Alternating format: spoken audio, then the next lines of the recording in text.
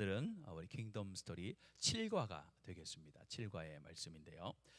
지금까지 창세기 11장까지의 말씀을 쭉 하나님 나라의 관점에서 보면은 하나님께서 이 세상을 아름답게 창조를 하셨습니다. 그런데 하나님의 기대와는 좀 다르게 아담과 하와의 타락으로 인해서 아담과 하와가 에덴 동산에서 쫓겨 나가게 되어지고, 또한 가인이 동생 아벨을 죽임으로 인해서 가인도 에덴 동편으로 흩어 다니면서 땅 없이 이렇게 돌아다니는 그런 신세가 됩니다. 그리고 하나님의 아들들이 사람의 딸들을 사랑해서 하나님께서 노아의 방주를 만들게 하고 홍수로 심판하는 장면이 나오고, 살펴보지 않았지만 바벨탑 사건이 앞에 있습니다. 그래서 사람들이 자신의 이름을 드러내기 위해서 바벨탑을 높게 짓고 하나님 앞에 교만함으로 인해서 전 세계로 흩어지는 그런 일들이 벌어집니다. 이런 창세기 1장부터 11장까지의 내용을 쭉 보면은 소망이라는 것을 발견할 수가 없어요. 사람들에게는 소망이 없는 거예요. 하나님께서는 좋은 의도와 목적을 가지고 사람을 창조하시고 하나님 나라를 세워가기를 원했지만은 사람들이 보여주는 행동과 결과와 반응은 항상 하나님을 실망하게 만들고 하나님 나라가 이루어지지 못하게 하는 그런 일들이 막 벌어지고 있는 상태입니다. 그런 상태에 이제 하나님께서 인간 편에서 소망을 발견하는 것이 아니라 하나님께서 주도적으로 한 사람을 부르셔서 그 한 사람을 통해서 하나님 나라를 내가 다시 이루어 가겠다라고 하는 또 하나님의 역사가 다시 시작되어지는 부분이 오늘 창세기 12장의 말씀입니다. 우리가 잘 알듯이 창세기 12장의 말씀은 하나님께서 아브라함을 갈대아 우르에서 불러내셔서 가나안 땅, 곧 하나님의 땅, 우리의 영원한 생명의 땅, 영원한 나라로 비유되어지는 가나안 땅으로 아브라함을 이끌어 가시고 한 가정이 아니라 한 족속 공동체를 이루는 그런 첫 시작이 오늘 12장에 있는 말씀입니다. 오늘 이 말씀을 통해서 이제 부르심으로 다시 시작하는 하나님의 나라에 대해서 한번 살펴보기를 원하는데요. 먼저 여러분들 이사를 한 번이 아니죠. 이사를 여러분들 몇 번 다녀 보셨습니까? 많이 다녀 보셨습니까? 이전에는 한 동네에 살면 거기서 태어나서 어떻습니까? 거기서 학교 다니고 거기서 결혼하고 거기서 죽었잖아요. 근데 요즘 그렇지 않아요. 요즘에는 태어난 곳과 죽는 곳이 완전히 다르죠. 사는 것도 다르죠. 그래서 여러분들, 제가 울산에 있을 때 현대자동차 정문 앞에 살았는데 현대자동차를 지나면은 그쪽부터 시작해서 넘어가면은 울산의 현대자동차와 함께 현대중공업 있잖아요. 중공업이 있는 그 동네가 있어요. 중공업이 있는 동네가 있는데 중공업이 있는 그 동네에 들어가면요, 태어날 때에 울산대학병원에서 태어난대요. 그리고 울산에 있는 울산 현대에 사는 초등학교를 다니고 중학교를 다니고 고등학교를 다니고 울산대학에 가고 거기서 장례식장에서 죽는데요. 그러면서 그분들은 그 동네를 벗어나지 않는다라고 이렇게 우스갯소리로 이야기하던데, 사람들이 살면서 이사라는 것을 합니다. 교육자들도 이사를 참 많이 해요. 생각보다 많이 하거든요. 그래서 여러분들, 어떤 분들은 초본을 떼보잖아요. 초본을 떼보면은 어떤 분들은 한 장에 초본이 떼지는 분들이 있어요. 이사를 많이 안 다니시는 분들. 그런데 교육자들은 떼보면요, 기본 2장이 넘어갑니다. 이렇게 그만큼 이사를 많이. 근데 이사를 하다 보면요, 참 힘들다는 생각을 많이 해요. 왜 힘듭니까? 익숙한 곳에서 낯선 곳으로 가니까 힘든 거잖아요. 익숙한 곳에서 익숙한 곳으로 가면 별 어려움이 없는데, 이사라는 것은 보통 익숙한 곳을 떠나서 익숙하지 않은 곳으로 가기 때문에 좀 어려운 거란 말이에요. 그래서 교육학자들이 또 심리학자들이 이야기하기를 우리 아이들 가운데 제일 큰 충격, 제일 큰 격을 주는 것은요, 부모님이 돌아가시는 것, 부모님이 사망하는 것이 우리 아이들 가운데 제일 큰 충격이 된대요. 근데 두 번째 큰 충격이 뭔지 아십니까, 여러분들? 예? 이사 가는 거라고 하면 조금 너무 광범위하고 학교를 옮기는 거, 그러니까 친구를 떠나가는 게 엄청나게 그게 큰 충격이래요. 그래서 여러분들, 혹시 어린 자녀를 키우고 있는 분들은 한번 여러분들 초등학교 다니면요, 거기에서 딱 마무리를 시켜줘야 되고, 중학교도 고등학교도 그런 것 같아요. 왜냐하면 그만큼 우리 아이들이 표현을 하지 않지만은 이 은연중에 엄청난 스트레스를 받고 또 다른 길로 갈 수 있는 위험성이 좀 있다고 하더라고요. 그래서 여러분들이 그걸 좀 염두에 두시면 좋겠다는 생각도 듭니다. 근데 오늘 아브라함도 마찬가지죠. 아브라함을 하나님께서 부르실 때에 오늘 어떻게 부릅니까? 하나님께서 익숙한 곳을 떠나서 익숙하지 않은 곳으로 하나님께서 부르시는 장면이 나와요. 보통 우리가 하나님께서 아브라함을 부를 때 갈대아 우르에서 불러내셨다라고 이렇게 이야기하잖아요. 근데 오늘 창세기 12장의 말씀에 보면은 좀 달라요. 11장 27절에 보면은 데라의 족보가 나와요. 데라가 누구냐면은 아브라함의 아버지거든요.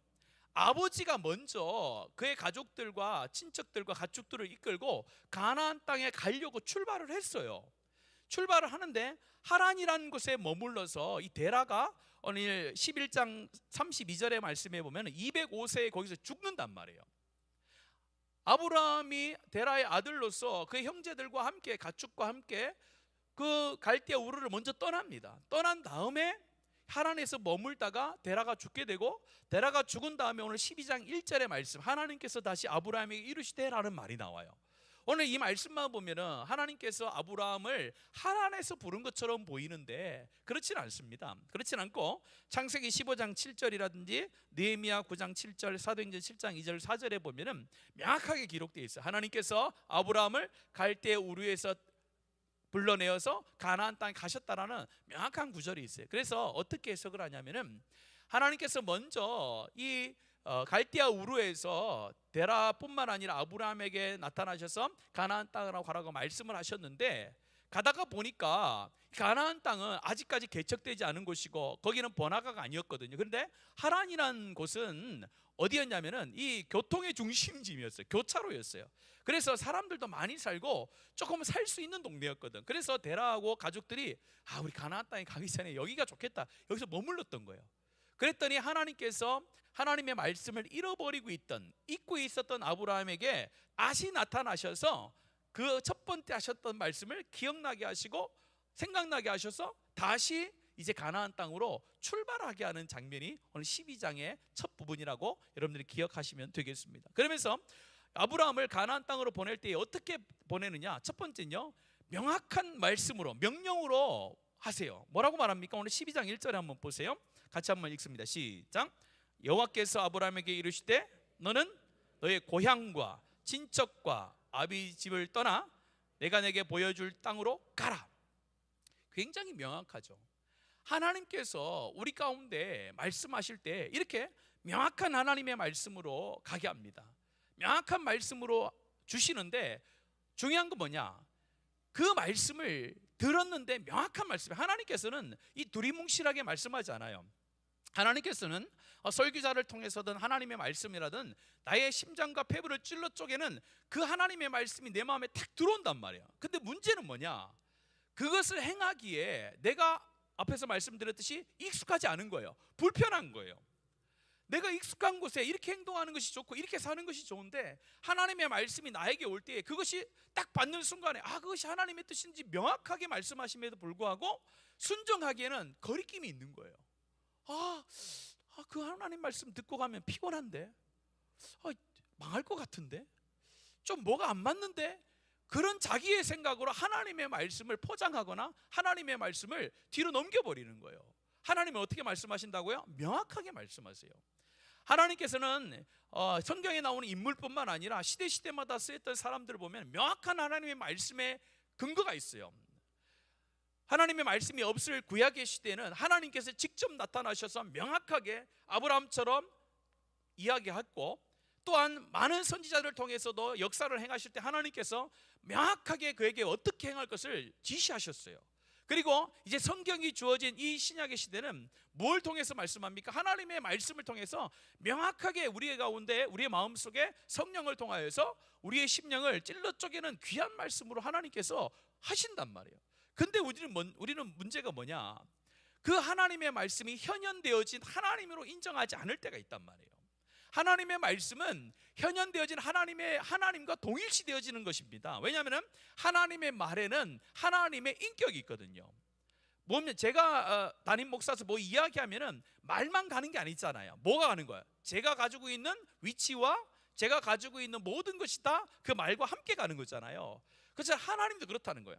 하나님께서 말씀을 통해서 우리 가운데 이렇게 하실 때는요, 지금 눈에 보이진 않지만은 실제로 하나님께서 내 앞에 서셔서 이 말씀으로 나에게 하고 있다라는 그런 하나님의 마음으로 말씀을 받아들인 자가 오늘 아브라함처럼 익숙한 곳을 떠나서 낯선 곳으로 옮길 수 있는 그런 사람이 된다는 거예요. 하나님의 말씀은요, 항상 우리 가운데 이렇게 구체적으로 아니면요 명확하게 항상 우리 가운데 주어진다라는 그걸 여러분이 기억하시고 하나님 기대합니다. 오늘도 하나님 말씀을 읽을 때에, 또 내가 하나님 말씀을 들을 때에 흐트러진 또 희미한 말씀이 아니라 명확한 하나님의 말씀으로 나에게 말씀해 주십시오. 이런 기도의 제목이 귀한 기도의 제목인 줄로 믿습니다.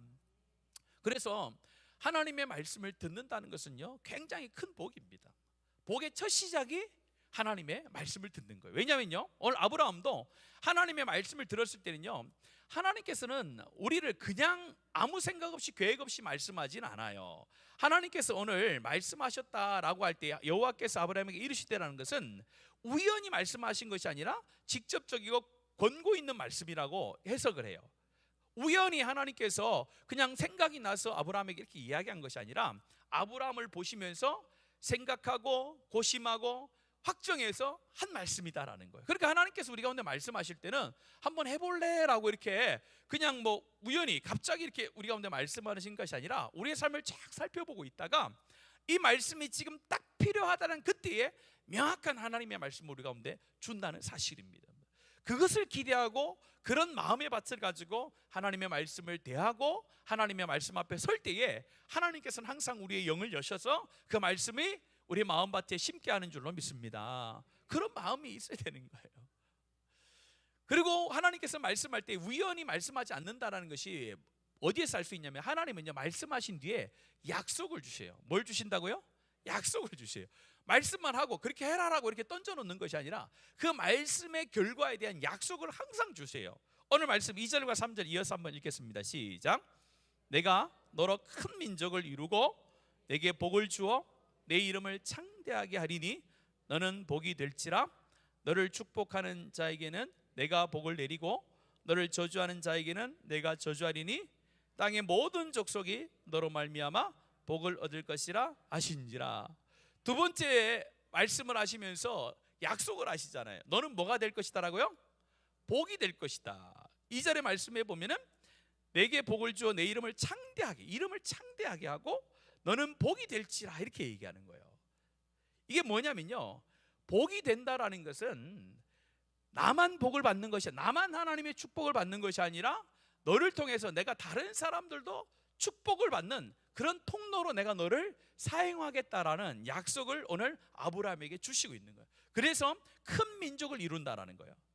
그게 말씀을 보면 성취됐잖아요. 아브라함이 시작할 때는 한 가족으로 시작하잖아요. 한 가족으로 시작해서 나중에 되면 어떻게 됩니까? 그것이 한 민족이 되고 하나님의 공동체가 되어지는 첫 시작이 아브라함을 부름부터 나왔거든요. 그래서 하나님께서는 우리 가운데 말씀하실 때 항상 그 말씀에 대한 결과, 말씀에 대한 약속을 우리 가운데 주세요. 그 말씀의 결과가 뭐냐면요, 아브라함에게 복이라는 거예요. 그래서 우리가 예수 믿으면 복 받는다라는 게 이런 의미입니다. 그냥 예수 믿으면은 당연히 복이 그냥 온다, 그런 개념이 아니라 예수를 믿으면은 내가 복을 받는 존재가 되어지는데, 그 복 받는 존재가 되어진다는 것은 나만 복 받는 게 아니라 나를 통해서 다른 사람들도 복을 받는 그런 통로로서의 사명을 가진 자가 된다라는 것을 같이 동시에 말씀합니다. 이런 것을 이중명령이라고. 이중명령 뭐냐면은 내가 다른 사람에게 복이 되기 위해서는 먼저 내가 뭐가 돼야 되는 거예요? 복이 돼야 되잖아요. 바로 그 이중명령이라는 거예요. 내가 복이 있어야 다른 사람에도 복을 전하는 거지, 내가 복이 없는데 어떻게 복을 전할 수 있습니까? 그래서 하나님께서 아브라함에게 그렇게 약속하신 거예요. 내가 너를 축복하는 자에게 축복하고 저주하는 자에게 저주하겠다라고 하면서 너는 축복이요 축복의 통로가 될 것이다라고 말씀합니다. 저와 여러분 가운데 그런 약속을 주신 줄로 믿습니다. 교회의 사명이요, 내가 하나님으로부터 받은 복을 나만 가지고 있는 것이 아니라 복을 전하는 사명을 하나님께서 우리 가운데 주셨어요. 이것은 아브라함의 처음 준 게 아닙니다. 아담과 하와에게 하나님께서 인간을 창조하실 때 주셨던 복이에요. 그런데 그것을 상실했는데 다시 이제는요 하나님께서 세우시겠다는 거예요. 이런 내용과 앞에 있었던 바벨탑 사건을 조금 대조해서 보면요 더 명확해집니다. 바벨탑은요 누가 잘 나가고 누구의 이름을 내는 거예요? 자기 이름이, 인간의 이름을 자기가 내려고 엄청 바벨탑을 쌓았단 말이에요. 근데 결과적으로 어떻게 됩니까? 자기 이름을 낼 수 있었습니까? 아니죠. 흩어지게 되죠. 자기 이름을 낼 수가 없는 거예요. 그런데 하나님 편에 서야 하나님이 자기 이름을 드러내 주시는 거예요. 이것이 하나님 나라의 복의 비밀입니다. 오늘 새벽에 오신 분들은 아마 알 거예요. 오늘 새벽의 말씀 가운데 오늘 마태복음을 살펴보고 있는데 거기 뭐라고 예수님께서 말씀하시냐면, 말세가 되어지면은 어떤 고난과 역경들이 막 오는데 그 가운데서 자기를 위하여 사는 자는 죽게 될 것이고 나를 위하여 사는 자는 뭐요? 산다라는 거예요. 그러니까 이게 역설이라는 거예요. 하나님의 백성은 나를 드러내기 위해서 노력하면요 내 이름이 땅에 떨어지는 거예요. 그런데 하나님을 위해 하나님의 이름을 높이면요 내 이름이 누구를 통해서 높아집니까? 하나님을 통해서 높아지는 거예요. 그래서 우리가 하나님의 이름을 높여야 될 이유가 여기에 있습니다. 내 삶을 통해 하나님이 드러나면은 그 하나님의 드러남 속에 나의 삶이 드러나고 나의 이름이 드러나고 내 위치가 높아지는 거예요. 그래야만 하나님의 영광이 그걸 통해서 드러나기 때문에 하나님께서는 그 원칙을 벗어날 수가 없는 거예요. 하나님의 이름을 높이지 않는 삶을 사는데 사람의 이름을 높인다. 그것은요 교만이고 그것은 망하는 비결입니다. 그래서 하나님은 아신 거예요. 인간의 타락됨을 아시고 너희들은 내 이름을 높여라. 너희의 이름을 누가 높이겠다고요? 하나님이 높이겠다는 거예요. 오늘 그런 의도입니다. 오늘 저와 여러분이 복된 자들, 이미 복을 받은 자인 줄로 믿습니다. 그 복이 여기에서 그치면 안 돼요. 그치지 말고 지금도 복이 없이 살아가는 자들, 참된 복이 뭔지 모르는 자들 가운데 복음을 증거하는 그런 하나님께서 주셨던 약속을 이뤄내는 그런 삶이 되어지기를 축복합니다. 마지막 세 번째는요, 이제 4절부터 말씀에 쭉 보면은 아브라함이 순종하는데 즉각적인 순종을 하는 것을 볼 수 있어요. 우리 4절 말씀 한번 읽어볼까요? 시작. 이에 아브라함이 여호와의 말씀을 따라갔고 롯도 그와 함께 갔으며 아브라함이 하란을 떠날 때에 75세였더라. 75세에 이제 하나님의 말씀을 다시 한번 기억하고 그 자리를 떠나갑니다. 하란에서 떠나올 때가 힘들까요? 아니면은 갈대아 우르에서 떠나올 때가 힘들까요? 아니면 하란에서 떠나갈 때가 힘들까요? 그렇죠. 처음 떠나는 거는요 우리가 처음 결정으로 떠날 수 있어요. 그런데 하란에서 정착을 하고 살고 있는데 또 떠나라고 해요. 그때는요 마음이 좀 그래요. 근데 아브라함이 순종을 합니다. 순종을 해서 떠나요. 오늘 말씀에 보면 아브라함이 여호와의 말씀을 따라갔고 다른 어떤 게 없어요. 다른 그 어떤 것도 없어요. 이제 나중에 또 살펴보겠지만요 하나님께서 아브라함의 믿음을 보시고 내가 이제 네가 나를 믿는 줄 알겠다라는 그런 테스트가 있었잖아요. 100세에 얻은 아들을 하나님 앞에 바치라고 했을 때에 그 말을 들었을 때에 아브라함이 지체합니까? 즉시 순종합니까? 즉시 순종하죠. 아브라함의 모습이 그런 거예요. 아브라함이 믿음이 조상이 될 수 있었던 것은 믿음을 가지고 어떤 기적을 많이 일으켰느냐, 그렇지 않아요. 아브라함 인생 보면요 실수한 것도 참 많습니다. 그런데 아브라함은요 항상 하나님께서 뭔가 중차대한 어떤 임무를 주거나 말씀을 하실 때에 거기에 토를 달지 않고 하나님의 뜻인 줄 알고 즉각적인 순종하는 모습들이 군데군데 보면 많이 나와요. 그래서 쉬운 것 같아도 그게 굉장히 어려운 거라는 거예요. 자신의 아들 이삭을 하나님 앞에 번제로 바치는 것도 상식적이고 상식을 뛰어넘는 것이죠. 그럼에도 불구하고 순종했고 오늘도 마찬가지인 거예요. 아브라함의 그 기초의 모습 속에는 하나님의 음성과 하나님 말씀이 할 때에 다른 것을 재는 게 아니에요. 이런 것들을 쭉 모아놓고 한번 종합해 보니까 해도 순종해도 되겠다 안 되겠다 그런 평가를 내는 게 아니라 하나님의 명령 앞에서는 모든 것이 다 사라져 버리는 거예요. 그런 결정을 내릴 수 있는 복된 저와 여러분 되기를 축복합니다. 참 어렵잖아요. 여러분들 보세요. 물건 하나라도 여러분들 요즘에 살려고 하면 어떻습니까? 다 비교하잖아요. 어디가 싼지 뭐가 좋은지. 그래서 물건 파는 분들이 너무 힘들어요. 힘들어요. 옛날에는 모르니까 막 주세요 했는데 요즘에는 핸드폰 펴서 사장님 이거 얼마밖에 안 하는데 이렇게 막 하는 거예요. 물건 하나 사도 여러분들 그렇게 비교하면서 사는데, 우리 인생의 어떤 방향을 결정하는 데 있어서 하나님께서 말씀하실 때에 모든 것들을 비교하지 않고 내가 하나님의 뜻만 따라서 갈 수 있다는 거 쉬운 것 같은데 너무 어렵거든요. 굉장히 어려운 겁니다. 그래서 하나님 앞에 순종하면서 자기가 익숙한 곳을 떠나는 데 있어서 즉각적으로 순종하는 것이 정말 힘들다라는 거예요. 그러면서 오늘 이어지는 동사가 있습니다. 여러분들, 아브라함이 여호와의 말씀을 따라갔고라고 돼 있고, 여러분 7절과 8절의 말씀은 끝부분들을 보면요, 뭐라고 돼 있습니까? 끝부분에 보면은 그곳에서 제단을 쌓고, 또 8절에도 보면 여호와께 제단을 쌓고 이렇게 돼 있어요. 7절의 말씀에 보면은 세겜 땅에 갔을 때에 그곳에서 여호와께 제단을 쌓았고, 또 베델과 아이 사이에서도 제단을 쌓았다라고 그렇게 이야기를 하고 있습니다. 자, 아브라함이 즉각적인 순종을 통해서 옮겨가는 데 있어서 옮겨간 곳에서 첫 시작이 뭘로부터 이루어지냐면 예배로부터, 제단을 쌓는 것부터 이루어져요. 이게 얼핏 보면은 뭐 그럴 수 있겠다라고 하지만은요, 성경은 아무 의미 없이 쓴 기록이 없죠. 두 번 연거푸서 이야기한 것은 아브라함이 항상 자신의 결정되어진 그 삶의 현장 속에 들어갔을 때 중심은요, 예배라는 거예요. 하나님 중심이라는 거. 이게 우리도 하나님 앞에 순종하며 살아가는 데 있어서 순종과 이 예배라는 것은 떨어뜨릴 수가 없는 거예요. 예배가 잘 되어야 뭐가 되는 거예요? 순종이 되는 것이고, 즉각적인 순종이 있어야 예배자가 될 수 있는 거예요. 이거 두 개는 하나의 묶음처럼 따라다니는 거예요. 내가 예배를 잘 드렸는데 순종이 없잖아요. 그럼 그 사람의 예배가 점점 시들어져 가요. 처음에는 예배를 잘 드리고 있는데 하나님의 은혜가 자꾸 주어지는 거예요. 근데 은혜가 주어지면은 그 다음에 뭐가 있어야 되는 거예요? 순종이 있어야 되는데, 은혜는 계속 받는데 어느 정도 시간이 지나서 순종함이 없으면요, 그 예배의 자리가 은혜의 자리가 안 되는 거예요. 이제는요, 은혜의 자리가 될 수가 없어요. 나중에는 어떻게 됩니까?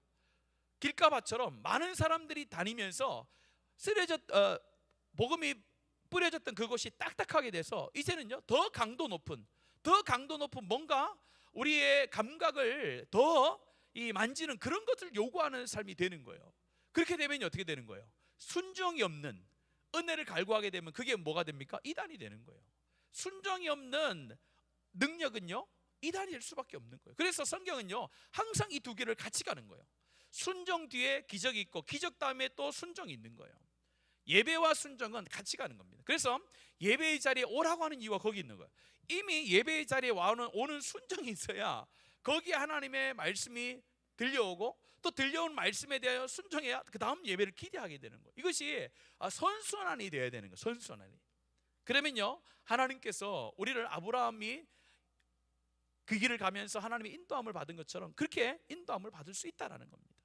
오늘 아브라함을 부르셔서 이제 하나님 나라의 기초를 세우는 이 장면을 보면서 우리가 몇 가지를 살펴봤습니다. 하나님께서 아브라함을 부르실 때는요, 어떻게 부르신다고요? 희미하게 부르는 게 아니에요.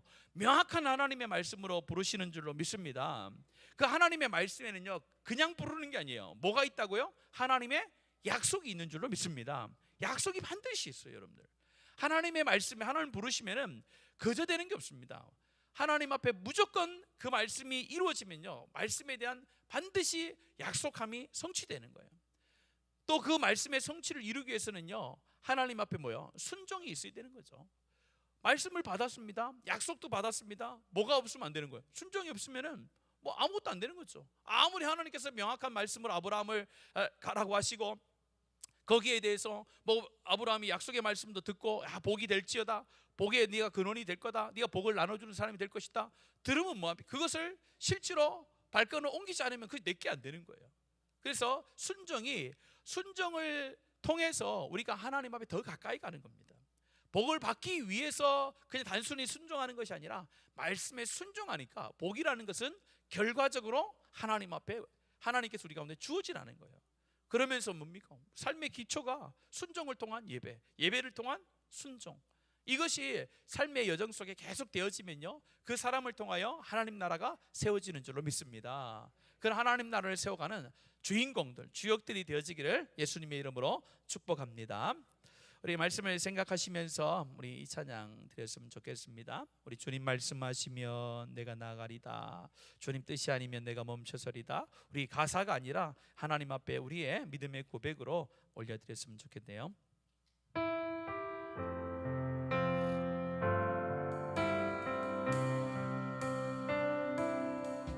주님 말씀하시면 내가 나가리다, 주님 뜻이 아니면 내가 멈춰서리다. 나의 가고 서는 것 주님 뜻에 있으니 오 주님 나를 이끄소서.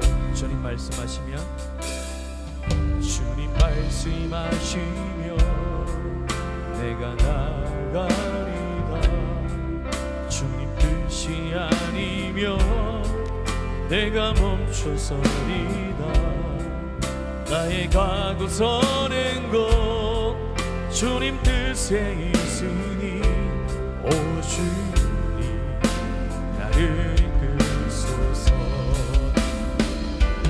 뜻하신 그곳에 나 있기 원합니다.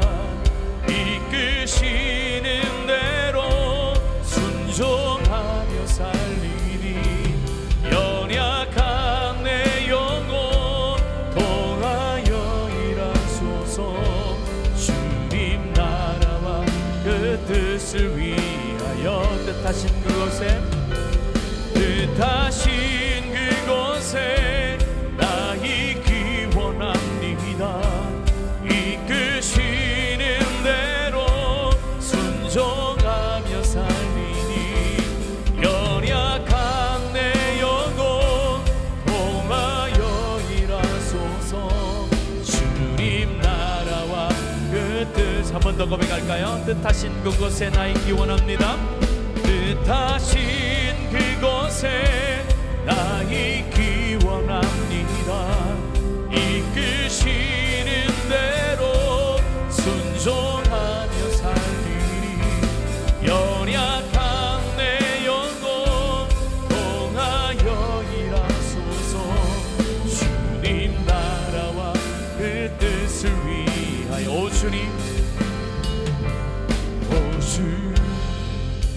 나를 이끄소서. 오 주님 나를 이끄소서. 오 주님 나를 이끄소서.